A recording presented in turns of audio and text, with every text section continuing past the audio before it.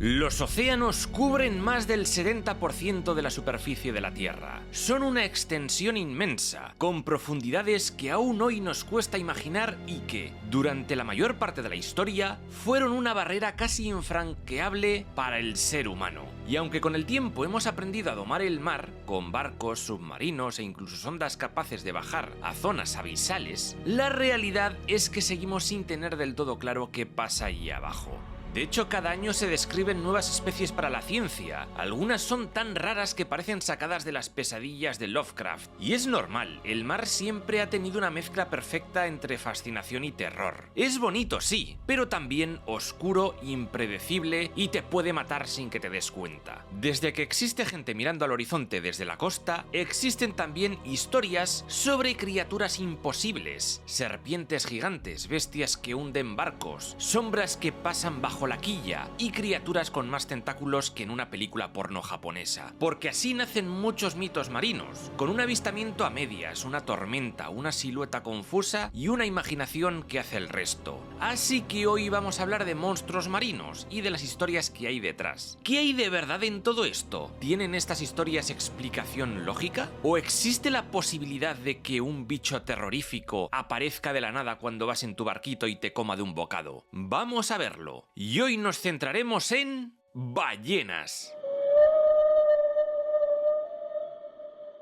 Las ballenas y los cetáceos en general han llamado la atención de la gente desde que en la antigüedad las primeras embarcaciones se atrevieron a perder de vista la costa. Para un marinero antiguo, ver aparecer un bicho gigantesco que respira por un agujero en la cabeza, suelta una columna de vapor y desaparece bajo el agua era básicamente presenciar como un milagro marino. Así que no es raro que los cetáceos acabasen siendo materia prima para mitos y leyendas, animales reales reinterpretados con el filtro de la distancia, el miedo y la imaginación. En el mundo clásico ya hay menciones y representaciones de monstruos marinos, en culturas como la griega o la itálica, como etruscos y romanos. Y aquí entra una palabra clave, cetus o ketus. En la mitología griega, ketos no era un bicho concreto, sino un término bastante amplio para monstruo marino enorme. El más famoso es sin duda el que manda Poseidón para castigar a la reina Casiopea. Su hija, la princesa Andrómeda, acabó encadenada en una roca, lista para ser sacrificada, y Perseo llegó a tiempo para matar a este monstruo Ceto y llevarse a la chica y la gloria. De ahí viene también la constelación de Cetus.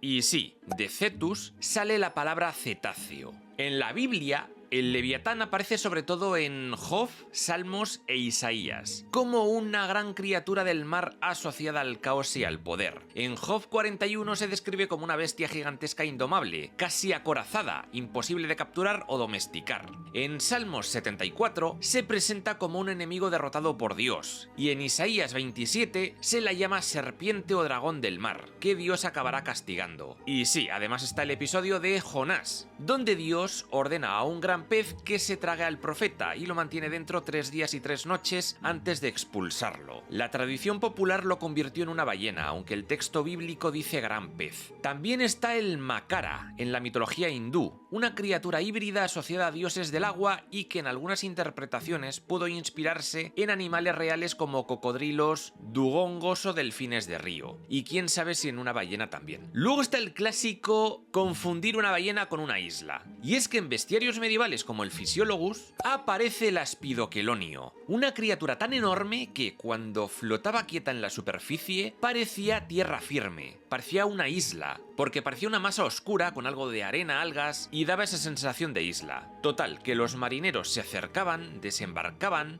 montaban un campamento y encendían una hoguera para cocinar. Y entonces, cuando el bicho notaba el calor, empezaba a moverse y se hundía de golpe, llevándose a la gente al fondo del mar. Es una de esas historias nacidas de algo muy plausible. Desde lejos, con niebla y oleaje, un lomo gigantesco puede parecer perfectamente una islita. Y este cuento no se quedó solo en un libro. Hay una versión monástica del mismo susto en la leyenda de San Brandán. El monje irlandés y sus compañeros llegaron a una isla para celebrar misa, encendieron un fuego y la isla resultó ser una ballena gigantesca, a veces llamada Hasconius, que se desperezó y empezó a sumergirse. En mi libro Ciudades Perdidas recuerdo haber hablado de este mito. por si queréis más información. Una idea muy parecida reaparece después en el folclore nórdico, con el Hafgufa, o en el anglosajón con el nombre de Fastitocalón, criatura a la que hasta J.R.R. Tolkien le dedicó un poemita, aunque en este caso lo convirtió en una tortuga. Finalmente, en el folclore japonés existe el Bakekujira, una ballena fantasmal esquelética que trae maldiciones a quien la caza. Ya en la Edad Media la cosa va cambiando. Los cetáceos pasaron de ser criaturas como misteriosas a ser un recurso valiosísimo. Empezaron a cazarlas. La gente obtenía grasa, aceite, barbas, carnecita, y aquí destaca el famoso Ziphius, de algunas tradiciones y representaciones medievales, sobre todo en mapas, por ejemplo. Era un animal con pico y aleta dorsal. Por un lado, el aspecto puede recordar a peces como el pez espada, por otro, Ziphius es hoy un nombre real en zoología. Es el género del zifio de Cuvier, descrito por el naturalista George Cuvier en 1823, y él mismo eligió el nombre del género por referencias antiguas a un animal marino poco claro. Y ahora, cual delfín, saltamos al siglo XIX, donde los marineros contaban historias de ballenas que alimentaron el miedo al mar. El relato más famoso fue el del ballenero Essex, ocurrido en 1820. En pleno Pacífico, un cachalote cabrón embistió el barco una y otra vez hasta hundirlo. Por cierto, la película En el corazón del mar cuenta estos hechos.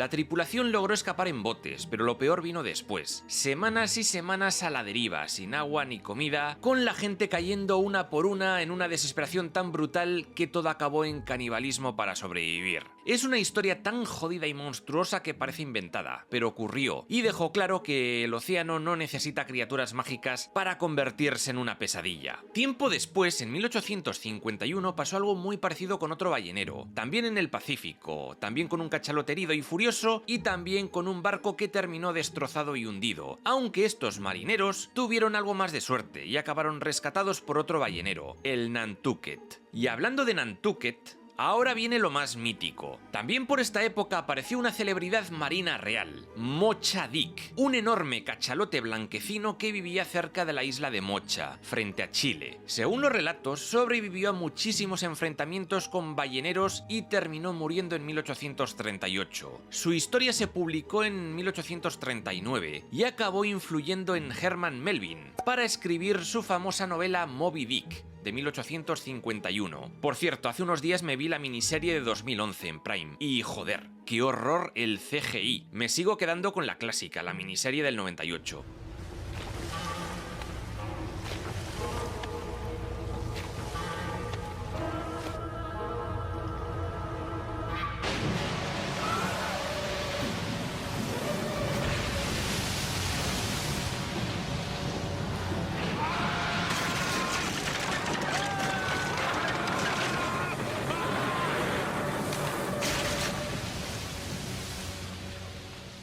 Lo de Nantucket lo decía porque en la novela es el puerto de donde salía el Pequod, que es el barco del capitán Ahab. Y en la realidad, aquel puerto de la costa de Massachusetts fue uno de los grandes centros balleneros de Estados Unidos. Y por cierto, como curiosidad, existe un cetáceo fósil llamado Leviatán melvillei, cuyo nombre homenajea tanto al Leviatán bíblico como al propio Melville. Por cierto, si te está molando el tema de los monstruos gigantes estos, recuerda que acabo de terminar de escribir una trilogía de novelas que mezcla aventuras y dinosaurios, Hadrosaurópolis. En el comentario fijado tienes enlace a todo ello. Y luego está el tema del trunco. El 25 de octubre de 1924, frente a Margate, en Sudáfrica, varios testigos aseguraron haber visto a un animal enorme, parecido a una ballena y blanquecino como un oso polar, con algo parecido a una trompa y pelos larguísimos, luchando durante horas contra dos orcas. El relato decía incluso que la criatura llegó a levantarse fuera del agua a unos 6 metros. ¿Qué demonios era esta criatura? Pues no se sabe, el problema es que nunca se investigó ningún cuerpo y durante mucho tiempo se creyó que ni siquiera existían fotos. Sin embargo, eso cambió cuando reaparecieron imágenes antiguas alrededor de 2010, y a partir de ahí la interpretación más sólida pasó a ser otra.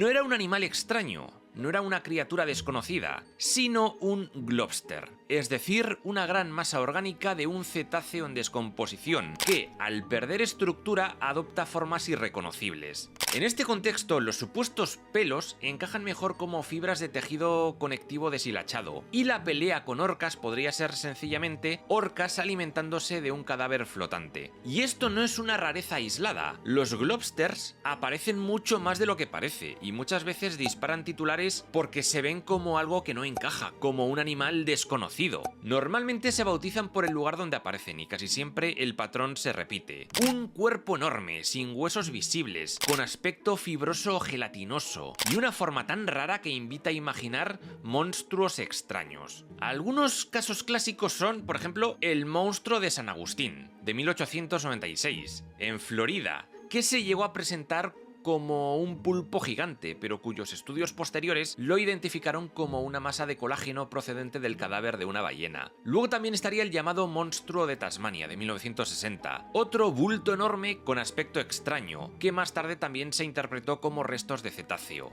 El Bermuda Blob, de 1988, fue analizado y finalmente atribuido a restos de ballena, incluido tejido adiposo. Y finalmente, otro famoso sería el monstruo de Chile de 2003, famoso por su gran tamaño. Pero lo mismo, eran restos de ballena. Y ahora viene una parte muy loca. ¿Y si os dijera que algunas leyendas de serpientes marinas podrían haberse alimentado por avistamientos de penes de ballenas cachondas? Pues sí, ahora os lo cuento. En 1875, la tripulación del mercante Polín estaba observando una manada de cachalotes cerca de la costa de Brasil cuando, entre el oleaje y los cuerpos negros de estos bichos, apareció algo que les dejó tolocos. Describieron una especie de columna blanquecina, larga y cilíndrica, que sobresalía del agua y se movía hacia arriba y hacia abajo. Y a partir de ahí, la mente hizo lo que mejor sabe hacer. Interpretaron que aquello era una serpiente gigantesca enrollada alrededor de un cachalote, como si lo estuviera atacando o estrangulando. Pero aquí viene la lectura moderna de este mito, que es menos épica y más humana. El océano es el mejor ilusionista del planeta. Distancia, espuma, animales emergiendo y sumergiéndose, y tu cerebro intentando darle forma a algo que no entiende. Hay investigadores que han planteado que varios relatos de serpientes en alta mar encajan con ballenas macho excitadas o en una postura rara, por ejemplo, cuando se quedan panza arriba un momento, y pueden dejar ver un apéndice largo, blanquecino y cilíndrico asomando sobre la superficie. Y sí, es su polla. Hablando de serpientes marinas, no todo tiene por qué ser un pene de ballena, y el origen de muchos mitos tienen otros sospechosos bastante terrenales también. Uno de los mejores ejemplos es el regaleco, o Regalecus glesne, también conocido como pez remo. Es el pez óseo más largo del mundo. Se han confirmado ejemplares de alrededor de 11 metros y existen informes, más discutidos, de tamaños aún mayores. El bicho vive en aguas profundas, pero a veces sube a la superficie, sobre todo si está enfermo, herido o desorientado. Y cuando lo ves desde la borda, con ese cuerpo finísimo y larguísimo ondulado como una cinta, la imagen es perfecta para que tu cerebro diga ¡tú loco, eso es una serpiente marina! Encima tiene una aleta dorsal rojiza y alta que le recorre buena parte del cuerpo, así que, si asoma tramos entre las olas, parece literalmente un monstruo épico, como en muchos relatos clásicos. Y luego está la opción de los pirosomas. Estos son colonias formadas por miles de animalillos diminutos, zooides, que se agrupan en una estructura tubular, como un cilindro gelatinoso. Algunas colonias pueden ser sorprendentemente largas y tienden a aparecer cerca de la superficie, y encima muchas son bioluminiscentes. Es decir, imagina una noche cerrada en alta mar y de pronto una serpiente luminosa y semitransparente aparece moviéndose en el agua cerca de ti. Pues acojona un poco, sobre todo si no sabes lo que es. Para acabar con el tema ballenesco, hace un tiempo se viralizaron vídeos de gente en piragua tragada por una ballena y luego escupida como si nada. El caso más famoso fue el de Chile en febrero de 2025, cuando una ballena jorobada engulló durante unos segundos a un tipo y luego lo soltó ileso. Y algo parecido le pasó pasó a un buzo en Cape Cod en 2021. A raíz de esto salieron 1000 artículos y vídeos de ¿qué hacer si una ballena te traga? Pero el resumen realista es: 1. Lo importante es que no te pase, así que mantén la distancia y no te metas con tu kayak en un lugar donde hay ballenas alimentándose. Y si se te acercan, deja de palear o aléjate despacio sin ponerte en su trayectoria. 2. Si aún así el bicho te mete en la boca por accidente, no entres en pánico. Protégete la cabeza,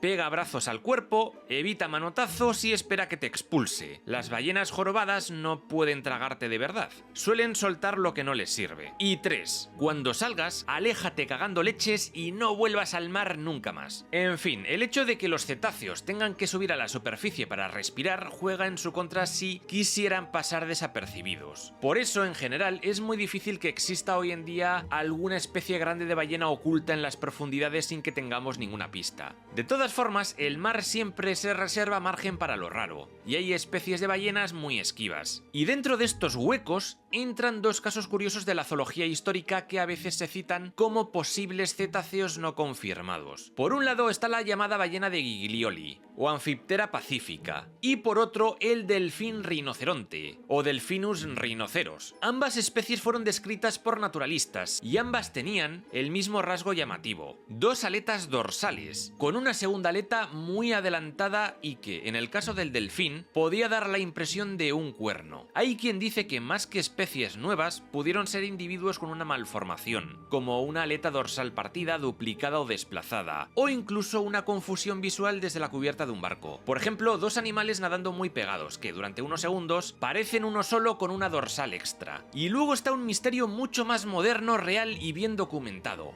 la llamada ballena de los 52 hercios. Se llama así por la frecuencia a la que emite sus cantos, la cual se aleja bastante de otras especies de ballena. De hecho, su patrón migratorio es muy parecido al de ballenas como la ballena azul o la ballena de aleta, las cuales emiten la primera entre 10 o 39 hercios y la segunda alrededor de los 20. Aunque siempre están quienes aseguran que es una especie desconocida, se tiende a pensar que podría ser de nuevo un ejemplar que presentase algún tipo de mutación, o incluso que sea una ballena con sordera y por tanto no sepa comunicarse de la misma manera con sus congéneres, por lo que parece que va siempre solita. Se la lleva escuchando desde 1989 y se la conoce mundialmente como la ballena más solitaria del mundo, porque es incapaz de hablar con sus amiguitas. Aunque nunca se la ha visto en realidad y por tanto no se sabe con certeza a qué especie pertenece, tampoco se puede afirmar 100% que esté aislada o que no interactúe con otros individuos de su misma especie. Y aquí dejamos de momento este vídeo. El guión ha sido escrito por el biólogo Sergio Hernández, quien además está a tope escribiendo su propia novela de ciencia ficción repleta de monstruos y referencias mitológicas. Se titula La Antigua Vía y es una ópera espacial ambientada en un futuro donde la Tierra ha sido invadida por una misteriosa raza de alienígenas. Estos invasores se dedican a mandar todos los años a un grupo de humanos a través de la Antigua Vía, un ancestral portal ubicado en Marte. Su destino es desconocido y nadie ha vuelto, y el protagonista, Spike Sleggy, tiene un boleto para ir.